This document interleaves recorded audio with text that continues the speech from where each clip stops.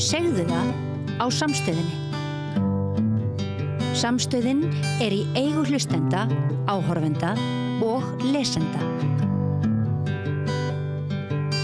Sláist í hópinn og gerist áskrifendur.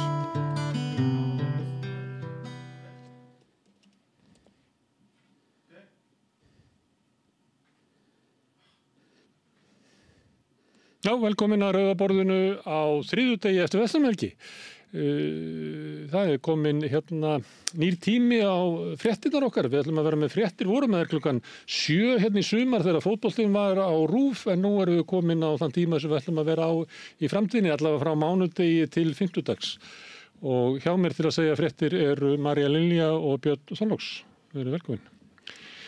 Á eftir, þá verður Rauða borðið, þannig við ætlum að byrja á fréttatíma.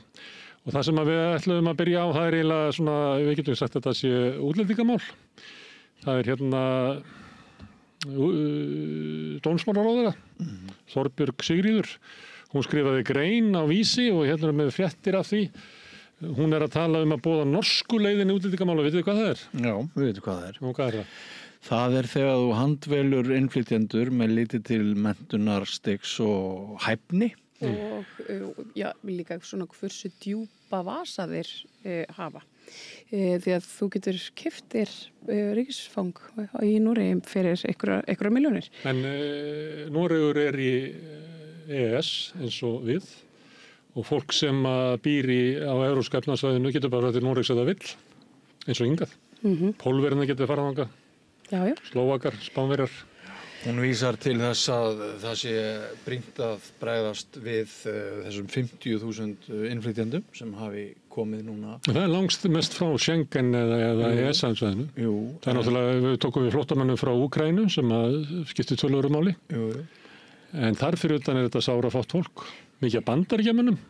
Já, ég meina það var farið svona markvisst í aðgerðir við síðasta, eða þar síðasta ríkisstjórn hafi svona reynt að lokka til sín Bandaríkjamenn með svona... Með þessari norsku aðferð. Já, ég veit ekki hvort það var norska aðferðin. Það rekst eitt á annars hotn í þessu. Á sama tíma og allir vita að íslenskt atvinnulíf því hefur verið bjargað, tímabundið, með fólki sem kemur hingað oft mjög menntað en til að vinna störf sem ófaglærðir annars gegna á sama tíma og þetta svo straumur sem hefur komið hingað og vinnir náttúrulega samfélaginu ómetanlegt gagn, þá svolítið skrítið að vera að kalla eftir því, við erum að tala um þetta boom í ferðaþjónustunni sem hefur kallað á, er það ekki bara 20.000? Sem náttúrulega verið stjórnlaust og í sjálfum sér hægt að gagnrýna að það sé atvinnustefna hér sem bara fjölgar láglaunastörfum. Akkurat, en hvað ætlar hann að gera við þessar greinar sem að munu mögulega halda áfram að vaxa? Já, og landsbyggðin, brothættu byggðirnar, það sem að hefur komið innspýting alveg í bara mannlífið og atvinnulífið og það sem væru enga byggðir. Það sem væru ekki byggðir en hún segir, Þorbjörg, það var eitt sem að ég tók eftir, hún segir að fólksfjölgun sé svona grundvöllur hagvaxtar, en svo segir hún að sama tíma að vöxturinn hafi verið meiri en innviðið þoli og þetta er svolítið... Það sem hún að segja að hagvöxturinn undanfarið á Íslandi hefur verið drifin áfram að fjölgun landsmanna. Einmitt, en hún segir samt... Við erum ekki að verða betri í neinu, við erum bara fleiri. Nei, það er það sem hún segir, en hún segir samt einhvern veginn að innviðinir þoli ekki meiri aukin hagvöxt. En það er þannig sem ég skildi þetta. Það komið mikið útlendingum þannig að innviðinir þolið ekki. En verandi hluta stjórnvöldum að þá setningin eiginlega svo að stjórnvöldum hefur ekki tekist að styrkja innviði og grunnkerfi samfélagsins í takt við fólksfjölgun sem eiginlega fótt til að segja af þér bara, eða ekki? Já. Herðu, en það var á Samstöðinni fréttum þetta, Viðreisn boðar harða innflytjendastefnu, er það svo? Já, það er þannig. Hún bara sagði þetta, hún notaði þetta orðalag í viðtali við Sýn í dag. Já. Og við höfum verið að skrifa fréttir núna eftir svona smá hlé á Samstöðina, bæði okkar eigin eins og við munum fjalla hérna eftir og svo svona áhugaverð ummæli sem að koma fram og slíkt og það er mjög áhugavert að hún skuli nota þetta orðalag og það er annað sem ég vil benda á, að mér fannst mjög áhugavert að þegar ég postaði þeirri frétt þá var bara hali af tími til komin, loksins, gott hjá þér, hörð innflytjendastefnu. Þetta nefnilega sko, það sem að Þorbjörg að gera núna, hún að tala inn í svona ákveðna undiröldu fordóma og svona öfgahægri stefnu í sko útlendingamálum sem að er þessi... Meirinn öfgahægri stefna, þetta stefna sósíaldemókrata í Danmörku, þetta stefna verkamannaflokksins í Bretlandi. Sem það að reyna að sannfæra almenningum það að veikir innviðir sem hafa verið fjársveltir undanfarið. Ég meina, þeir sem koma hingað að vinna, þeir borga skatta. Akkur eru við ekki að byggja upp innviði fyrir það skattfér? Það það sem ég segja. Hún talar aukinn hagvöxt en á sama tíma, hún talar aukinn hagvöxt en á sama tíma talar hún að innviðinir þoli ekki þennan aukna hagvöxt og þetta bara fer ekki saman. Það sem hún að gera eins og hefur þeir sem hafa verið með hennar málflutning út alla Evrópu sem að tala herta innflytjendastefnu og þú boðar það, en það breytist ekkert í samfélaginu við það vegna þess að innviðinir eru fjársveltir og hvað gerur þá næst að því að kemur ekki nára okkur? Þá séu ennþá harðari innflytjendastefnu og þannig hefur þetta haldið áfram, til dæmis í Danmörku og víðar, það sem alltaf verið að boða harðari innflytjendastefnu, en það raunverulega ekki markmiðið, heldur markmiðið bara að tala það, því að markmiðið ekki það að láta þess 80.000 innflytjendur bakka saman og fara heim. Vitið þið hvað mér datt í hug þegar ég las þetta? Mér datt í hug rannsókn sem ég sjálfur gerði einu sinni í mínu mastersnámi í fjölmiðlafræði á héraðsmiðlum, sem sagt hér út á landi. Það kom í ljós að einu gagnrýnu fréttirnar, jafnvel ár eftir ár, í sumum íslensku héraðsfréttamiðlum fjalla þá sem standa utan samfélagsins. Þá sem eru ekki hluti af upptökusvæði héraðsmiðilsins. Þá má sparka og hjóla og vera grimmur. Og Ísland náttúrulega bara, Reykjavík náttúrulega bara eitt þorp í heimsbyggðinni og við getum borið Akureyri saman við Reykjavík, þetta eru litlar byggðir og mér veist þetta vera þetta myndi mig á rannsóknina að sko það leitin að blórabögglunum utan okkar eigin. Mér finnst vanta spurninguna til ráðherra það ætlar að vísa fólki frá, ætlar að loka Schengen, ætlar að ganga úr EES, hvað ætlar að leggja til? Já, en hún talar líka þetta sko, þessa norsku leið eða myndu norsku leið, ég veit svo sem ekki Jú, menn svo þetta kanadíska leiðin fyrir nokkrum árum. Já, hún talar að þetta að ætla sér að hugsa dvalarleyfi sérstaklega út frá þörfum atvinnulífsins og þetta til dæmis bara gengur ekki upp. Við höfum gert samninga, alþjóðasamninga, mannréttindasamninga og við höfum ákveðna skyldur gagnvart veröldinni allri og þegar talað dvalarleyfiskerfið þá það þetta alls konar dvalarleyfi sem eru gefin út en hún tekur sérstaklega út fyrir sviga í þessu samtali sínu hælisleitendur og flóttafólk og hún talar að þrengja þetta nálarauga sem fólk þurfa að fara í gegnum og Brugga meira. Það verður dýrara. Einmitt og þetta með ólíkindum. Þetta mun þróast eitthvað áfram á næstu árum. Þessi fréttir var byggðar á bara aðsetti grein frá ráðherra. Fréttirnar eru stundu þannig. Við erum frétt frá mannlíf sem eiginlega status sem að þú skrifaðir María-Lilja. Segir þýsku stúlkuna sem drukknaði vera fórnarlamb markaðsaflana. Já, mikið rétt.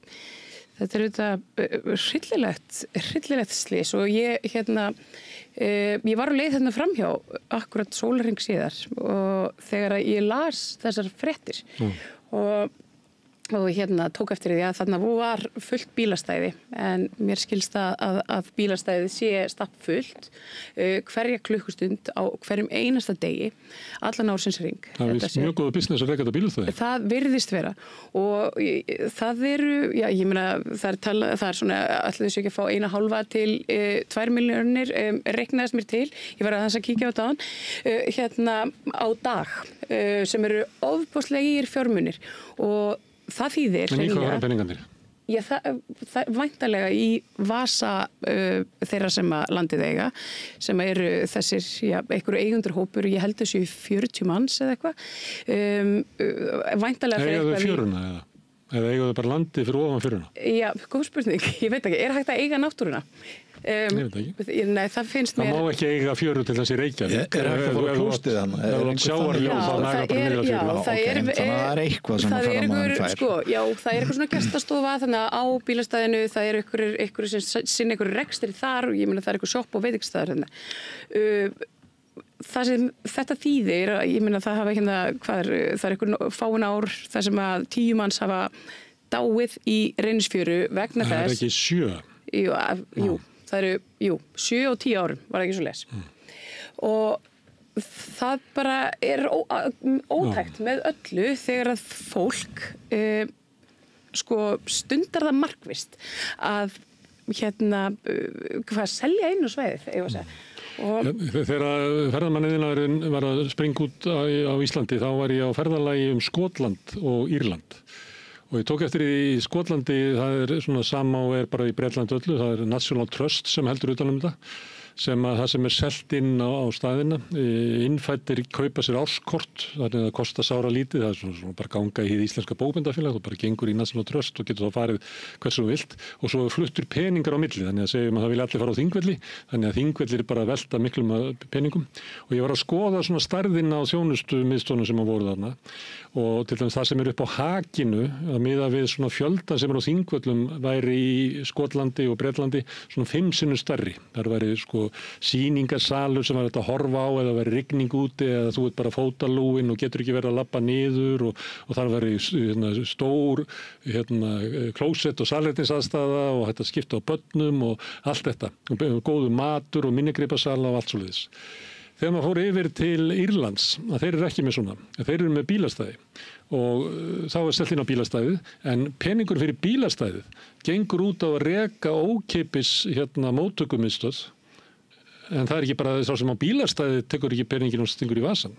Nei, bílastæði án, gjaldskild bílastæði án nokkurra þjónustu. Sem er út allt í... Sem er út allt. Fólk er mikið að láta mann vita af þessu. Já. Sem að fer út, var eitthvað sem að vera að ferðast á Norðurlandi daginn, sem var alltaf að borga eitthvað og það er verið að rukka mann þegar mann bara keyrir framjá, af því það eru ykkur róbótar sem að lesa þetta, en það er engin þjónusta. Nei, þetta er algjör óhæfa, en á sama tíma þá kemur líka á staði þar sem að ferðamaðurinn samlega fær hann fær góðar upplýsingar, hann kemst á klóstið og það er kannski aðgengi að einhverju fleira sem er þá innifalið og það þarf að þrífa þessi svæði. Sumstaðar eru einhver störf í því að halda utan um þau og þannig að þetta er eiginlega jafn mismunandi eins og svæðin eru mörg. Það ógeðslegt klósett sem ég séð á ævinni var við Dettifoss. Ég hef aldrei séð bara annað eins. Ég vissi ekki að það væri hægt að skópla upp kúk. Hvenær var þetta? Þetta var fyrir svona kannski 6 árum. Í eigu ríkisins? Hryllingur að sjá þetta. Í Reynisfjöru þar eru upplýsingatabla hættuna en það fór út í sjó fyrir hálfu ári. Já, það er bara helmingurinn af spjaldinu eftir. Það vantar hálfspjaldið og svo þetta sýndi skiltið sem á að vera með eitthvað svona viðvörunarljós, sýndi gult ljós þegar það hefði í raun og veru átt að vera rautt. Þetta er falskt öryggi. Já, RÚV gerði vel í gærkvöldi að ræða bæði við íslenska og erlenda ferðamenn í Reynisfjöru þar sem enginn fann þessa gulu línu, þetta gula svæði sem vísa var til að væri hættulegt. Mánuður síðan þetta skilti fauk. Það var að tala við ráðherra, vill ekki loka Reynisfjöru, við erum með frétt af því. Hvað er snýst þetta á að loka þegar það er lífshættulegt? Á ekki að loka þessu þá þetta er lífshættulegt? Ég meina það er auðvitað bara ekkert ábyrgð ríkisins af því að ríkið, ég meina það er eitthvað fólk sem á þetta, þú veist, eins problematískt og það er. En ef einhver á eitthvað svæði þar sem að 7 deyja, er það ekki hlutverk ríkisins sem á að... Ég veit okkur þetta verið skemmtistaður. Það er ekki hlutverk ríkisins að gæta bara almanna reglu. Ef þetta verið klúbbur, þar sem að það hefði dáið 7 manns á einhverjum árum og klúbburinn væri ennþá rekinn af sama fólkinu og bara með sömu stefnu, myndi ríkið eða sveitarfélagið skerast í reksturinn eða yrði klúbbnum lokað? Eða ef ég má nefna eitt alvöru dæmi nýlegt, eitt dauðsfall við Grindavík, maður sem hvarf ofan í sprungu. Það er talið að þetta eina dauðsfall hafi töluvert mikið það að segja að svæðið liggur í þeim dróma ennþá sem það er. Já. Eitt dauðsfall. En það voru umræður það hvort að ríkið væri skaðabótaskylt og það var einn lögmaður sem hvað úr það. svona álitsgjafi. Spano og til dæmis Sigurður G, þeir verast vera á mjög öndverri skoðunum þetta. Sko ég myndi, ríkið sé kannski ekki í skaðabótaskyld, en það eru sannarlega landeigendur fyrir það, þeir rukka þarna inn og svo verður þetta slys og hvergi... Ég held að landeigendur eigi ekki fjöruna. Fjöruna, nei. Nei, veit ég ekki. Við skulum veit þetta á morgun. Já, við skulum veit þetta á morgun. Ég held að megi enginn eiga fjöruna. En það svo mikil dýnamík í þessu máli vegna þess að það stutt síðan allt var brjálað þegar heimildin flutti einhverja svona gaggrina úttöldum ferðarþjónustunnar. Það svo miklu hagsmunir í þessu og við erum svo vön að stytta okkur leið, jafnvel yfir dauðsföll, bara til þess að the show must go on. Við skulum ræða heimildina. Ég ætla að skjóta inn einni frétt þarna sem kostnaður við breytingu á vöktum við þyrlu landhelgisgæslunnar myndi kosta 1,5 milljarð á ári. Þetta var svolítið við ræðum það vegna þess að viðbragðs þyrlan fór að reyna ná í barnið sem var komið til sjó og það verið bara bakvakti þannig að fólk áhöfni þurfti að koma að heiman og það liði ykkur ég man ekki hvort það var 25-30 mínútur með því að menn séu bara á staðnum svona eins og slökkulið, renna sér bara niður á súlunni að þá væri þetta korter sem að tækja kvána upp í loft en barnið væri þá náttúrulega alltaf drukknað sko. Já. Ég hlusta á þessar fréttir í gæri og hugsaði, við munum hlusta á þessar fréttir í svona 2 daga, svo verður þetta bara gleymt. Og alveg eins og hinir sem að dói í þessari fjöru, hinir 6, að þá mun við gleyma þessari stúlku. Og ég veit ekki akkur ég fór að hugsa þetta með að bara, einhvern veginn var ég orðið svolítið leiður á þessum svona hamagangi sem að verður í fréttunum hérna. Svo bara gleymist allt, ég veit ekki hvað þetta kannski hafa fjölmiðlarnir ekki úthaldið í þetta. Nei, ég veit, já, hvað ætla að sé? Kannski eitthvað svona kúltúr í okkur að við bara hneykslumst stund já, og svo jöfnum okkur og förum að hneykslast eitthvað annað. Eða kannski var ég eitthvað dabur í gær þegar ég var að hlusta á þetta. Þú nefndir heimildina, ef ekki að fara yfir það. Það var úttekt sem að heimildin var bara fleiri blaðsíður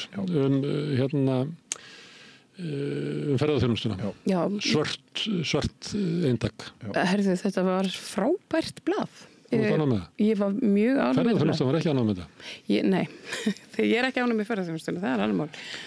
Það finnast það sem ég sá í þessu máli var ég er ekki nafngreina, en það var einn heimildamaður sem rætt var við í blaðinu, sem nú svona frekar jákvæður gagnvart ferðarþjónustu, sem sjálfur kvartaði yfir því að það væri algjörlega einhliða umfjöllun en var hann þó sjálfur stattur í blaðinu til þess að koma sínum sjónarmiðum á framfæri. Þetta minnir svolítið á svona þennan trúarbragðakennda ofsa sem að ef við erum einhvers staðar stödd og flæðin peningar þá eru bara allar aðrar skoðanir mannaðar. En ekki að verða svona einhver breyting í þjóðarsálunni? Ég minnst ég heyrið orðið núna í sumar.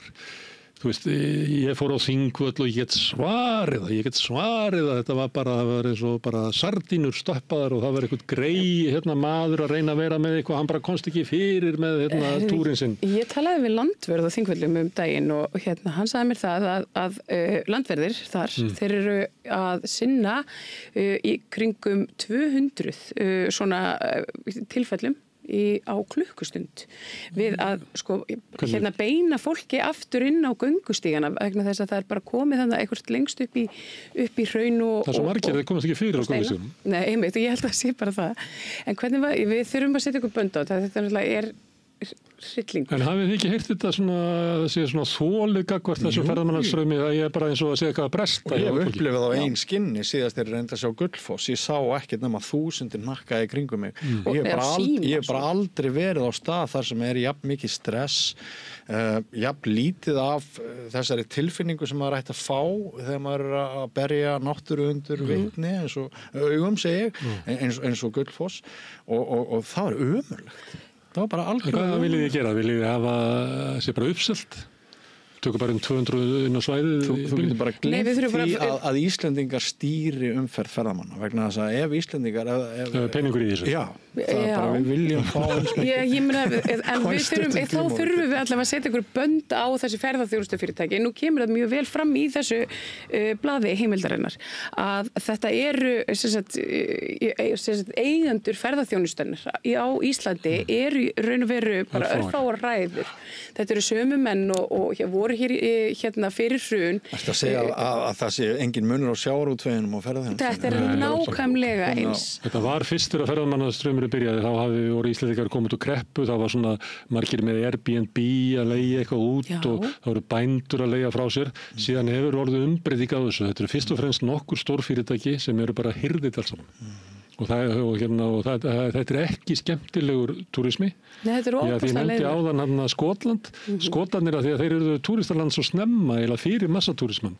Að þar maður alltaf að þvælast á milli svona moms and pops business. Sko. Það er bara í litlum gistiheimilum, litlum veitingastöðum. Þú sérði aldrei svona stórt hótel nema bara inn í borgunum. En ekki svona eins og hér. Það sem maður að keyra bara eftir einhverju söndum eða eitthvað, allt inn bara komið rísa hótel. Stundum bara einhverju gamlir svona gámar sem búið að stapla upp. Já, þetta voru svona einingarhús. En eitt byggðasjónarmið samt, af því að ég náttúrulega að norðan og ég reglulega austur í Mývatnssveit og fer landið og þekki landsbyggðirnar ágætlega, að sko það væru engar landsbyggðir sumstaðar. Það væri engi þorp, eða það væri ekki ferðaþjónusta. Þannig að þetta er svo sem ekki einfalt mál. Sko, en það er betra eins og í Mývatni. Ég segi mig fyrir Mývatni fyrir svona 10 árum þegar þetta var að kveikna. Að þá var svona hitt og þetta þannig gangi. Nú voru komið svona stærri hótel þarna. Mér finnst ég auðvitað að segja að Mývatn væri bara í hættu. Nei, sko það eru líka einkaaðilar sem að halda velli þar, blessunarlega. Og ég var einmitt að ræða við erlenda starfsmenn, því að þetta eru erlendi starfsmenn þar. Og þeim fannst einmitt svo frábært tóka það fram á stað sem heitir Vogafjós. Ég veit ekki hvort það hefur komið þangað. Þau sögðu að ein ástæða þess að þeim finnst mjög gaman að vinna þarna væri að þetta væri bara fjölskyldustæður í eigu einnar fjölskyldu en ekki þessi risa korporísk. Þá getur þetta orðið eins og í sjávarútveginum að svo verða kynslóðskipti og þá selur næsta kynslóð kvotan. Alltaf ákveðin hætt á því. Og svo verður bara svona veiðigjalda umræða ferðamanna innan eftir smá. Við vorum að hæla heimildinni að það eru sorgarfréttir þaðan. Það var verið að segja upp fólki. Já. Þessar tvær eru nú heldur betur kunnar. Já, þetta eru nú bara svona sleggjur í blaðmennsku, reynslu miklar blaðakonur og alveg óbærslega flinkar í sínu fæi. Það verið mikill flótti frá heimildinni. Já. Helgi Seljan er svona dæmi. Já. Hauður Jóns er hætt þarna. Alltaf núna að fara að búa til, hvað heitir það, Gímaldið? Já. Þetta eru Margrét Martinsdóttir og Erla Hlínsdóttir sem báðar hafa gegnt ritstjórastöðum. Margrét var varafréttastjóri í Ríkisútvarpsins og maður spyr sig sko, voru þær of hátt í keðjunni? Stundum það þannig að ef fjölmiðlar lenda í einhverjum vandræðum að svona millistjórnendur og þeir eru frekar. Ég velti fyrir mér, komu þær ekki svona frekar kjarnamegin frá þessu? Er þetta ekki bara restin af því? Erla kom frá DFF. Já, en Margrét kom kjarnamegin eða ekki? Jú. Það var sko, þetta voru... Nú er eiginlega bara eftir þau hjónin ritstjórinn og framkvæmdastjórinn. Nei, hann er komin á mannlíf. Já, hann er ritstjórinn mannlíf, þannig er hann ekki á framkvæmdastjórinn. Og svo skilst mér að það standi til að segja fleirum upp á heimildinni og það ég að fækka útgáfum þetta verði ekki lengur vikublað blaði verði gefið út einu sinni mánuði. Það er mjög erfitt að gefa út blað einu sinni mánuði. Já, þau kom út aðra hvora viku og ég man að því að ég var í gamla daga á Pressunni og þessum blöðum og ég var alltaf að segja að það verið miklu betra að koma bara út bara blaði minna af því að það var alltaf verið að gefa út eitthvað svona 60 síður aðra hvora viku og ég hélt því fram að veri betra að hafa þetta bara, maður lærið það að svona 32-36 síður alveg, það er ekki að biðja mikið meira en það sko. Nei. Og mér fannst að þetta fara yfir það, en svo áttu ég með það, ég veit ekki hver er dreifingakostnaðurinn og svona, það er hann er allt annar heldur en hann var í gamla daga. Í gamla daga var það þannig að það var klippt hornið af umslugum til þess að vera hægt að dreifa sko tímaritum, þannig að pósturinn tók að sig bara að dreifa lesmáli, en nú er það ekkert lengur, nú er bara rukkað sko svívirðulega fyrir að dreifa sko tímaritum. Og það sem ég veist mjög áhugavert við það að þarna fækkar og fækkar starfsfólki og umpólun í rekstri, og það er ekki nema, það eru innan við 2 ár síðan að þau voru auglýsa eftir starfsfólki til þess að vera með vefvakt allan sólarhringinn. Þeir lokuðu því nú bara eftir 6 mánuði. Kannski, en þarna var Þórður Snær ennþá og þetta bara sýnir okkur svart og hvítu hvað fjölmiðlar, einkareknu fjölmiðlar eru í frjálsu falli. Og þetta náttúrulega rosalegt, það munar þessar 2 og það munar hvern og einn blaðamann sem Já, og ég meina heimildina, ég er ekki alltaf ánægð með heimildina, virkilega ánægð með síðasta blað heimildinarinnar og ég var mjög sorgmætt að sjá einmitt að þessar góðu konur væru, ég hefði mist vinnuna. En má ég segja bara svona eitt að lokum þetta að ef svo skilningur fer ekki að verða víðtækari á meðal almennings að fréttir eiga að kosta og þjóðmála umræða á að kosta og það er ekki sjálfsagt að fólk sé að horfa frít á stöðum eins og þessa vegna þess að það er mikill kostnaður sem felst í því að halda út í fjölmiðlum og hóflegt áskriftagjald er svarið, það er einhvern veginn eina svarið sem almenningur hefur til þess að fá sæmilega og almennilega og mikilvæga upplýsingu Látum við bara hlustendur og áhorfendur heyra það að ef þið vilja hafa samstöðin aldrei áfram að þá ættu að gera það áskrifendur. Það er bara þannig. Gerist það áskrifendur annars? Þetta er svona frétt sem er næstuð og gömul. Það var á föstudeginum á þjóðhátíð, þá var bara óveður.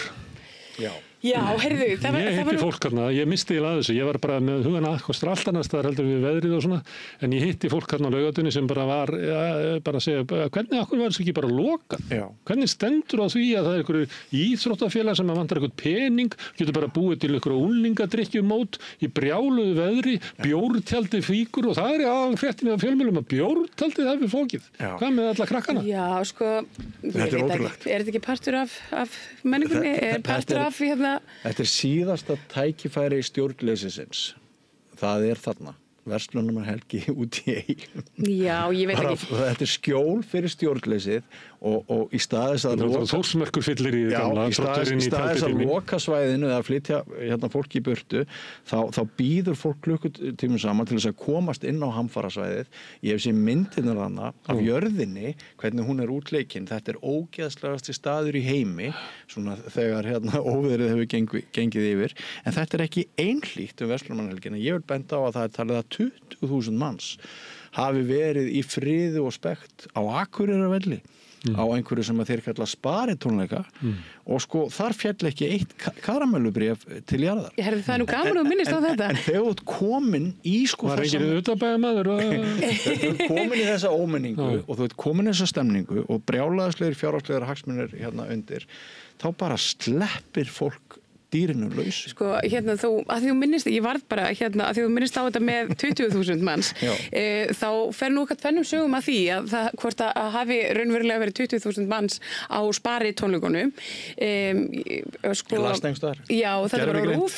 Þetta var gervigreind sem taldi, en það... Hún telur 10.000, 20.000, 30.000.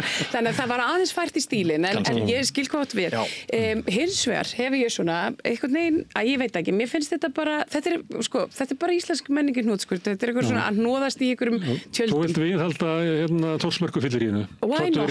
Já, ef fólki finnst það gaman þá bara meiri gleði. Já, það er sjónarmið. Heyrðu, Morgunblaðið kom út í morgun og fyrsta frétta á forsíðunni, hún var ekki hlynnt leyniþjónustu hér á landi, þetta er ráðherrann, þetta er eitthvað komið í fréttum erlendis frá, að hún vildi koma á einhverju leyniþjónustu og hún er að bera það af sér þarna, hún vilja bara alls ekki leyniþjónustu. Nei, ég ræði hér síðar í kvöld við Pavel Bartosek sem er formaður utanríkismálanefndar meðal annars þetta mál og mér fannst hann vera svona frekar fámál. Þetta. Ég ætla líka að þetta mál við Helen Ólafsdóttur sem að skrifaði grein og svona hafnaði að væri sett leyniþjónusta og við erum aðra fréttina úr miðjunni þar sem að er haft eftir Birni Bjarnasyni, líklega bara Björn.is. Það segir að Þorgerður Katrín hafi hvorki vald á sínum málaflokki inn í enskri tungu. Þannig að hún hefur verið að tala leyniþjónustu í staði fyrir að vera að tala svona greiningardeild eða eitthvað slíkt. En málið er að það er eiginlega bara ef ég má, í Pistli Björns þá segir hana undir stjórn Þorgerðar Katrínar á utanríkisráðuneytinu sé hafin einhver ægileg útþenslustefna innan stjórnarráðsins og hann varar mjög við því sem að mér finnst áhugavert því að Björn var nú einn herskáasti bara ráðherra. Sigmund tegnaði hann alltaf í herbúningi. Alltaf í herbúningi, var alltaf að tala fyrir her eða varnarliði en sko allt leiðir þetta kannski hugan að stöðu Viðreisnar hvað hún virðist vera sterk. Mér finnst þetta að vera tónni sem hann að gefa þarna sem að hægri sjálfstæðisflokkurinn hefur svolítið verið með að fólki sem við stjórnvölinn núna eiginlega ekki hæft til þess. Við ættum að vera að stjórna þarna og þessar valkyrjur þarna, þær kunni ekki svona ensku, það bara ráði ekki við að utanríkisráðherra. Það er ekki sjálfstæðismaður utanríkisráðherra. Nei, sko, þetta eins og ég skil þetta, að mér finnst þetta ekki alvitlaust hjá Birni, þetta með enskuna, vegna þess að þarna lýsir hún einhverju fyrirbæri. Hún talar að meta hættur fram í tíman og greina þær og hún talar að efla varnir og annað slíkt og auðvitað bara á enska tungu kallast það hreinlega bara leyniþjónusta. Nei, það munur á að afla svona þekkingar eða vera leyni Já, ég meina ekki að að segja þessu þú ert að rannsaka að þú sért að rannsaka það er munur á þessu. Já, en ég meina þetta er einhvers svona forvirkar heimildir til njósna og rannsókna á öðrum löndum. Það er munur á þessu. Þannig ef að ráðherrann er að reyna að tala svona einhverja greiningadeild og kallar það leyniþjónustu, þá er hún ekki alveg. Já, þú veist, mér finnst þetta þú veist það bara að þetta sé svona leyniþjónustur og ýmislegt fólk. Já, þetta er bara eitthvað svona það bara er ekki þannig. Þetta er bara eitthvað svona það vil alltaf að búa fund í utanríkismálanefnd út af tollunum. Það er að Íslendingar fóru þarna í 15%, höfðu væntingar að fara í 10%. Ég ætla að birta þetta frétt sem kemur frá miðlinum FF7 sem að bent á það fyrir löngu að þegar Íslendingar voru með væntingar að fá bara 10%, þá byggði það á því að við varum að kaupa meira Bandaríkjamönnum heldur en að við varum að selja. En í Bandaríkjunum er þetta öðruvísi og ástæðan er svo að Alvotech viðskiptin, að þau eru í bandarísku hagstofunni færð sem viðskipti við Ísland. Þannig að þeir vilja tolla það. En Íslandi ekki. Og það er eins og íslensk stjórnvöld hafi haldið það að Trump færi eftir íslensku hagstofunni en ekki þeirri bandarísku. FF7 er búin að vera að benda á þetta í nokkra vikur. Þetta er mjög áhugavert, þetta er góð grein. Ég mæli með því að þetta kostar okkur 5%. Já, þetta er, já. Herðu, en það var könnun á föstudaginn fyrir Vestlumhelgi og við erum með svona leyfadaraðinni. Það gerist oft þegar kemur svona könnun að þá fara landsbyggðarmiðlarnir að skoða hvernig flokkarnir kom út í sínu kjördæmi. Þetta er úr Víkufréttum og það er framsókn með enga þingmann í Suðurkjördæmi og þar eru Sigurður Ingi var í öðru sæti og Halla Rund í fyrsta sæti. Gallup reiknar það að Framsóknarflokkur fái 2 þingmenn en það verður í norðvestur og norðaustur. Hins vegar er þetta svo fáatkvæði sem að dreifast á mörg kjördæmi en ég myndi nú ekki hengja hatt minn á þetta. Nei, þetta er samt mjög alvarleg tíðindi fyrir Sigurð Inga að hann í rauninni hefur ekki haft umboð til þess að gera mikið af sér. Hann er búin að vera í stjórnarandstöðu og að fá svona mælingu hlýtur að vera enn eitt stakið í. Ég er með könnuna sjálfa við getum kasta henni upp. Þetta er náttúrulega ævintýralegt, þannig að það er 35% fylgi hjá Samfylkingunni. Sjálfstæðisflokkurinn með tæplega 19. Næst kemur Viðreisn með tæplega 15. Og samkvæmt þessari könnuna þá myndi Viðreisn og Samfylkingin á meirihluta á þingi. Hver hefði spáð því fyrir 3 árum? Einmitt. Heldur að þetta hafi áhrif á stjórnarsamstarfið að þeir gerir sér svolítið breiðari í Samfylkingin og Viðreisn og svona valti enn frekar yfir Flokksfólksins? Alveg 100%. Ég meina, er það hægt að valta meira yfir Flokksfólksins sem að koma ekki að einu máli? Vogarafl eina flokksins í ríkisstjórninni sem að skreppur meira og meira saman og meðan hinni vaksa verður minna.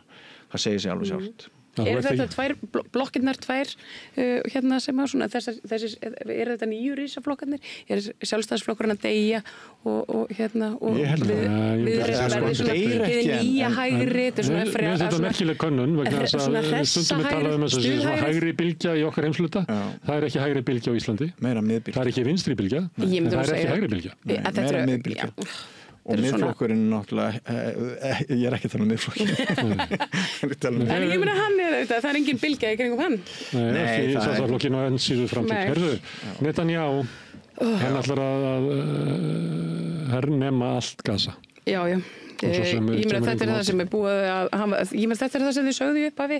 Þeir eru búin að vera að tala um þetta allan tíman, fjölmiðlar bara heimsins hafa einhvern veginn ekki vilja hlusta.